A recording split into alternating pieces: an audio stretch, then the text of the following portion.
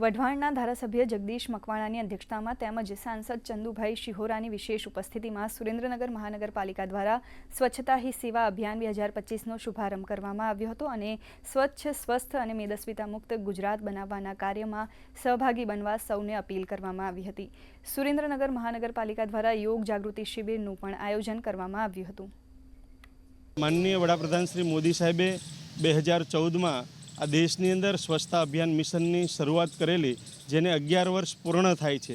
એના ભાગરૂપે આ 15 દિવસ લોકોમાં સ્વચ્છતા વિશેની જાગૃતિ આવે અને લોકોનો એક સ્વભાવ સ્વચ્છતા બની જાય અને સ્વચ્છ ગુજરાત, સ્વસ્થ ગુજરાત, મેદસ્વીતા મુક્ત ગુજરાત આ જે સરકારની કલ્પના છે એ સિદ્ધ થાય એ હેતુથી સુરેન્દ્રનગર મહાનગરપાલિકા દ્વારા આજે સુરેન્દ્રનગર ટાગોર બાગ ખાતે એક યોગાના કાર્યક્રમને જોડી અને લોકોમાં સ્વચ્છતા વિશેની જાગૃતિ આવે એ પ્રકારનો સરસ મજાનો કાર્યક્રમ યોજાયો છે।